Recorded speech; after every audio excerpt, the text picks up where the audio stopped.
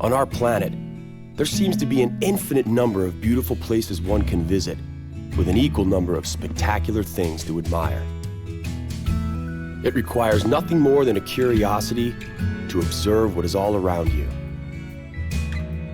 The miracle of nature manifests in countless ways, from breathtaking vistas to the simple movements of a common heifer. The purpose of this program is to present you with the extraordinary diversity of our miraculous blue planet so that you can discover these things for yourself. Today, we will start our adventure in Svalbard, and from there, we will head off to explore the icy wasteland of the Arctic. Later in the program, we will discover the splendor of Canadian nature and two of its French-speaking regions. In Quebec, 100 kilometers inland on the most southerly fjord in the Northern Hemisphere, we will watch the low tide set. In Alberta, we will seek to comprehend the sheer size of the Saskatchewan River and the majestic Rocky Mountains. But we begin with the winter wonderland that awaits us. It's off to the North Pole.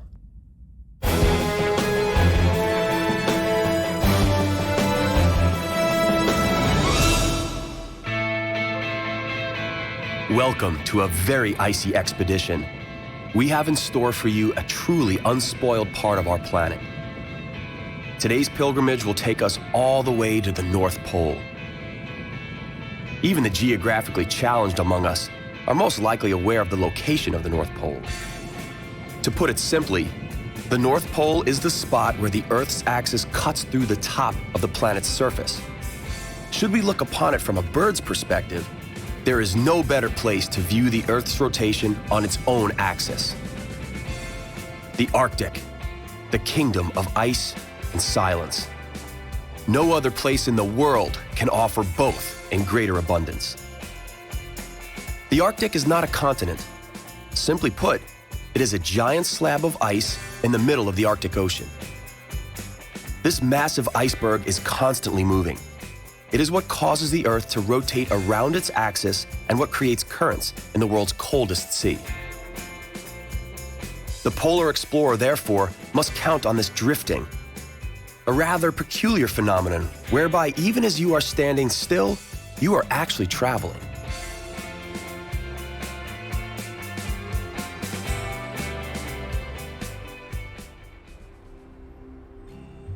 Most of the adventurers who decide to take on the North Pole do so by starting off from the Norwegian islands of Svalbard. Maps devoted to the region outside the polar circle have identified all settlements where at least 2 hunters dwell. The maps even name a capital for Svalbard. Longyearbyen has some 1,200 inhabitants. This population represents the vast majority that live on all the Svalbard Islands. The town lies on the island of Spitsbergen. It was founded in 1906 by the American John Monroe Longyear, who was the representative of a coal mining company. Today, the silent and snow-covered mining yards are simply a reminder of times long since past. An altogether different sort of a silence can be found in the local church.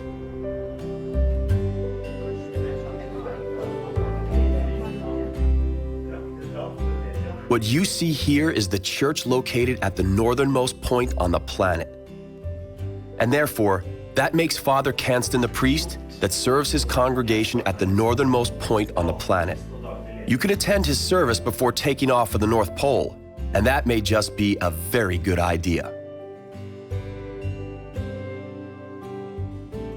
Attending the sermon is a matter of choice. Using the Borneo station is not. Like it or not, you will have to stop over at the Borneo station in your pursuit of the furthermost place in this world. It's a bit frustrating because you won't ever find the Borneo station at the same spot. It keeps on moving its position as a result of the drifting we spoke of earlier. And, to make matters more confusing, the station ceases to exist altogether in the spring. This is because the ice is not thick enough for planes to land there, and the following year, it may be set up in yet an entirely different location that is deemed satisfactory. It is so cold here that you have to keep moving at all times. Should you stop, you may possibly freeze immediately. What you see here are people participating in an annual marathon. Rich and spoiled daredevils can partake in 5 9-kilometer circuits in unbelievably cold and slippery conditions. Only the good Lord knows what makes them do it.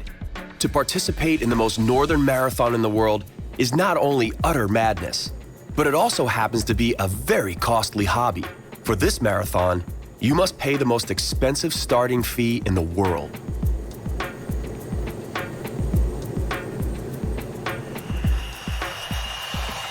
Most visitors prefer the multiple-day martyrdom of traveling over the most northern iceberg with the aim of reaching the 90-degree 0 minutes 0 seconds point called 00, the North Pole, over the course of this seemingly pointless marathon. It is important to make use of the 6 weeks in March and April when it is possible to reach the North Pole. It's a time when the ice has not yet begun to melt and when the 24-hour polar day forestalls the unbearable frost of the polar night from invading.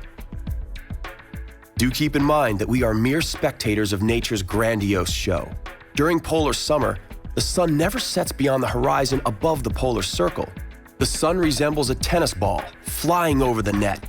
It stops suddenly and starts coming back again, disorienting. A magical silence surrounds us in the morning. The shimmering ice and snow all around will leave indelible memories.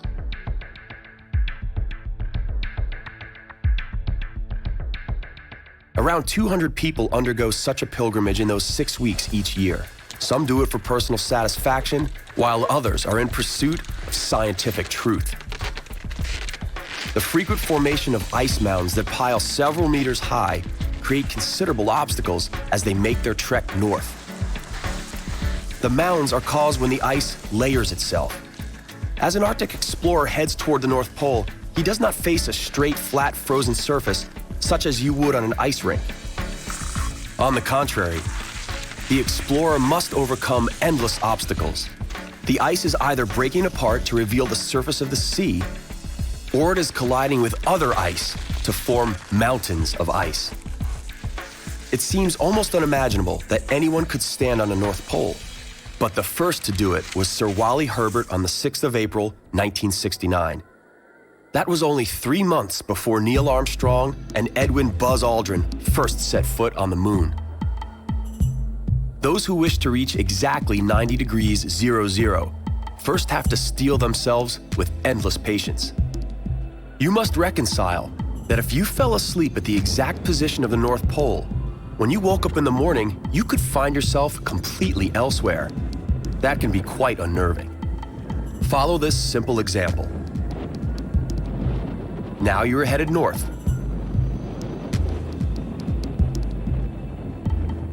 And now you are heading south. The Arctic is one of the few places left in the world that absolutely never loses its individual charm. However, the sad fact is, the Arctic is slowly diminishing in volume. Those who argue for the evidence of global warming often point to the Arctic as one of the best examples of the warming trend. The surface volume of the Arctic has shrunk by 46% in the last 20 years. And, according to some scientists, at its present rate of shrinkage, it could cease to exist in as little as 10 years. However, scientists fail to agree on the degree of the human influence on climate change. Some claim it is impossible to ascertain exactly the damage humans have inflicted, while others remain convinced that there is no doubt as to the enormity and irreversibility of the damage caused by humans. Let us hope that the climatic changes we have been experiencing over the last 50 years are temporary and are not as irreversible as some claim. It is very important that the beauty of the Arctic is able to be admired by generations to come. We must do everything to ensure the legacy of the Arctic continues.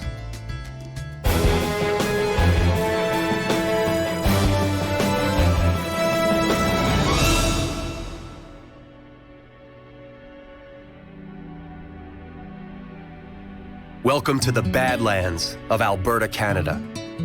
The English term Badlands is a direct translation of the Lakota Indian word Makoshicha. It marks out a territory subject to great erosion.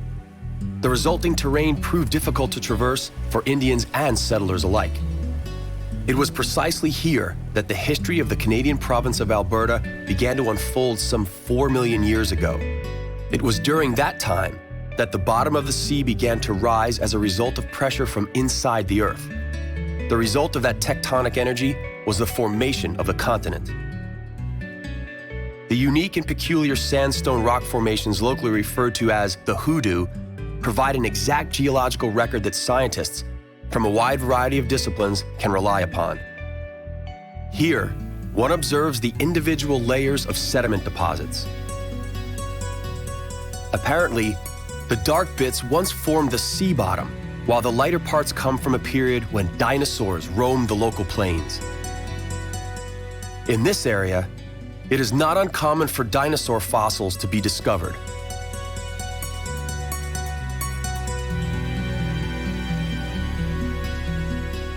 It does, however, require patience and knowing where to look. The vicinity of Drumheller is renowned for such findings. Based on the attraction of the fossils, the locals established thriving businesses. It is, however, ironic that in a place known for fossil findings, one cannot purchase a fossil found locally due to the strictly enforced prevailing laws. Any fossil you purchase here will likely have come from the United States or Africa.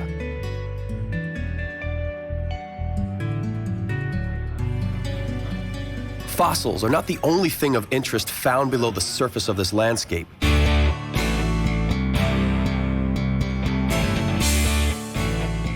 Another kind of treasure, requiring a different kind of digging, also lies underground. Crude oil and natural gas reserves lie just beneath the surface of the entire province. Thousands of borehole pumps create something like a scene from an old science fiction movie. The economic prosperity resulting from the oil and gas production continuously attracts more and more people to this once desolate country. A gold rush with a twist.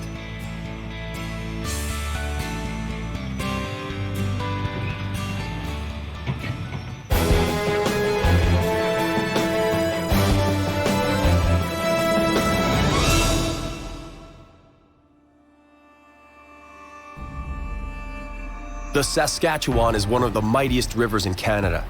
It spans never-ending prairies located over 3 Canadian provinces. But right here, we are positioned at its strongest point. The river has 2 shoulders, called the North and South Saskatchewan. Its source originates to the west, in the province of Alberta in the Rocky Mountains. Both shoulders join in the neighboring province of the same name, and 2,500 kilometers further east, they flow into the Hudson Bay. Why is Alberta also known as the land of wild roses? Maybe it has something to do with this Rocky Mountain valley filled with roses, whose stems seem to explode with every hue of green color and is overshadowed by 4,000-meter-high mountain peaks. It is truly poetry to the eye.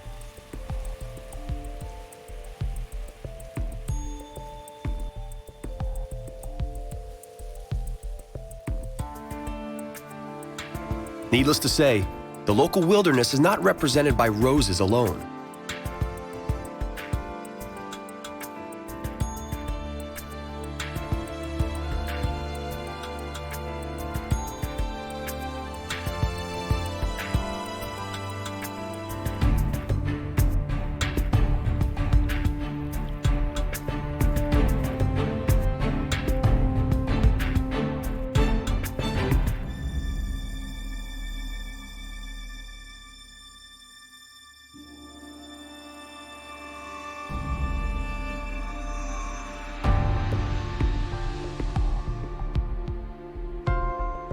Mountain streams relentlessly cut into the rocky base, creating incredible formations, some of which run to depths in the tens of meters. A more dramatic landscape would be hard to imagine. It's almost as if it emerged from the workshop of a great architect. Everything here has its place and purpose. A valley yields to a snow-capped peak. A canyon vents into a waterfall.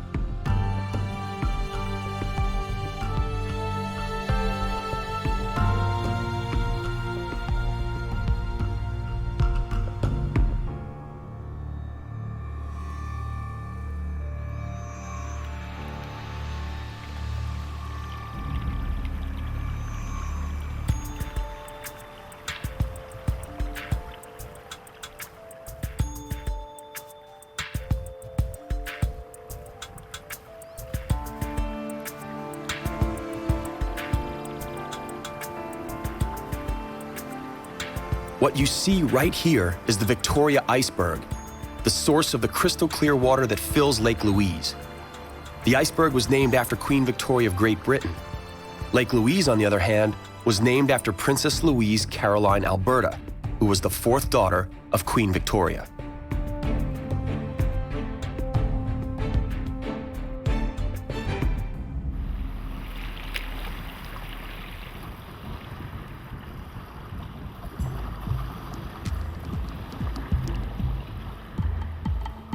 It must have been a great pleasure to look after such a stunning territory.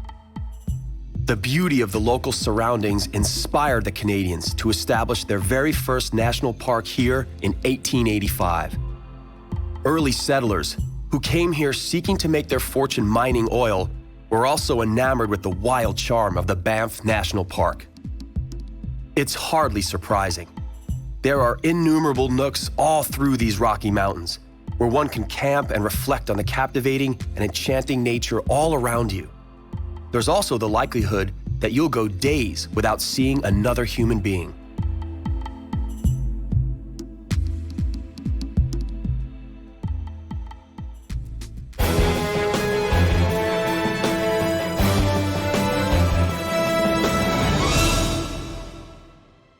Seemingly endless prairies lie to the east of the mountains. This is the kingdom of cowboys and ranchers alike. There are straight trails stretching from one horizon to the next.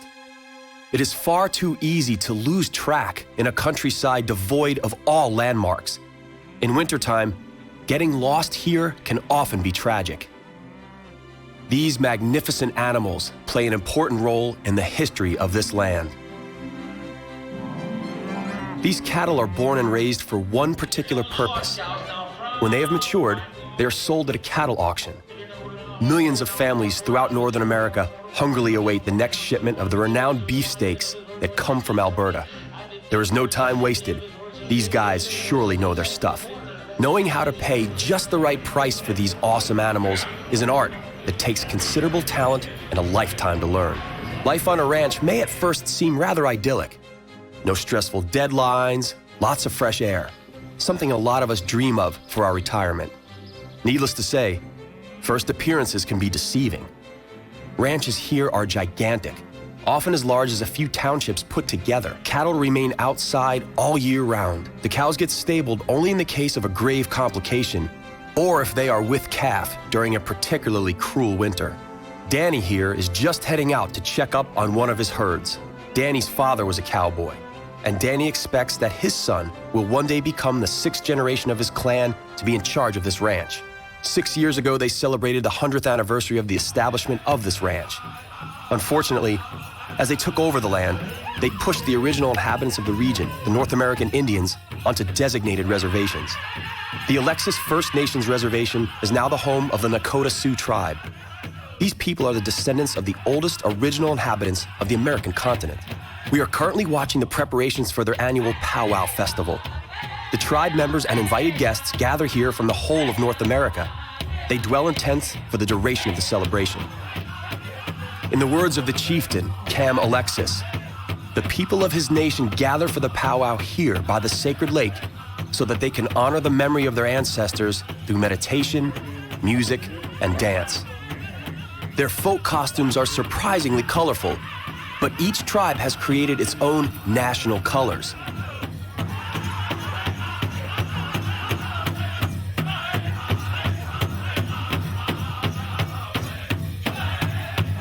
As the powwow draws to an end, the chieftains retire into the ceremonial tent where they attempt to establish contact with their ancestors. This is something we sadly, yet understandably cannot witness. For now, we remain in Canada and head off to Quebec.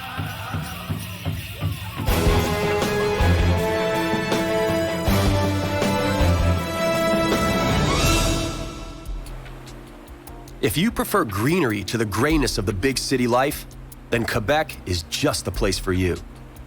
The population density in this province is one of the lowest in the world. Here, Mother Nature rules. The thick, impermeable woods, the abundance of lakes, bogs, and the accompanying insect world are ever present. In fact, Here, the 21st century seems but a supposition. Villages and towns tend to be built on the riverbanks. This village has been built by the river Saguenay, which flows into the Lac Saint-Jean. The bubbling of omnipresent streams, with their irresistible crystal-clear waters, offer wonderful opportunities to enjoy relaxing holidays. Summer here does not bring much rainfall, yet somehow the rivers don't dry out. Is it magic? Not exactly, but it is rather magical at that. What you see here isn't a river, it's a fjord. Here you can witness the alternating high and low tide even though we are 100 kilometers inland. Fjord Saguenay is the southernmost fjord on the North Hemisphere. At the end of the last ice age, a glacier carved this fjord out of rock. The Saguenay National Park spreads along its entire length, proof that the people of Quebec truly cherish their nature. Here, the protection of nature is a question of national pride. The first settlers arrived in Quebec literally empty-handed. All they had in their possession were weapons and some agricultural utensils.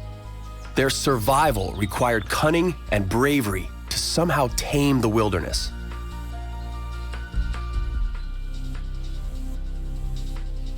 The vision of a lucrative fur trade was the greatest lure for the French.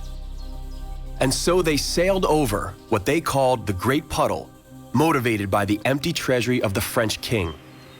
The French king at the time abolished the prohibition of wearing fur by non-nobles.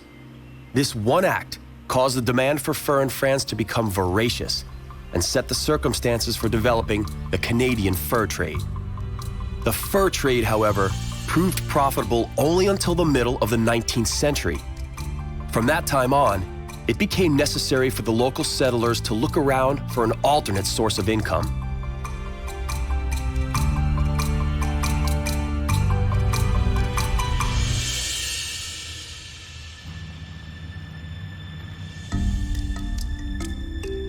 Three currents come together in the local waters. One originates from the St. Lawrence River, and another one originates from the Saguenay Fjord. The third one originates from the sea. Such a medley results in a bountiful food supply, ultimately attracting whales from far and near. The Saguenay Marine Park Saint Laurent is the only project concerned with the protection of whales. The marine park offers some of the most comprehensive studies of whale species you would find anywhere in the world. Should you wish to see whales firsthand, though, you must abandon the safe haven of dry land and take off for the great wide open sea.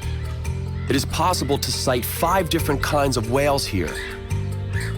But there is only one species of whale that remains here throughout the year, the beluga. Unfortunately, the whales are so scarce that each one is known to the researchers by its name.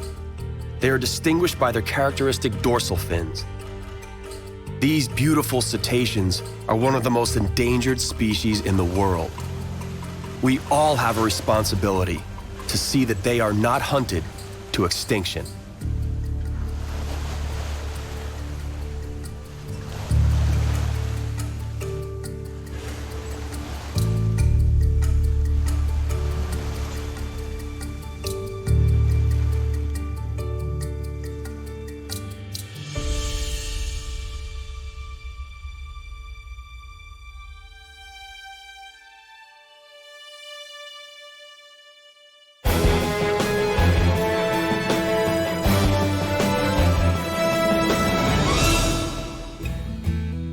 Our journey to the miraculous nooks of our planet comes to an end, for now.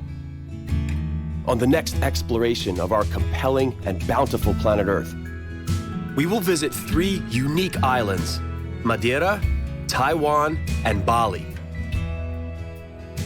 Even though these islands are thousands of kilometers apart, they have one thing in common.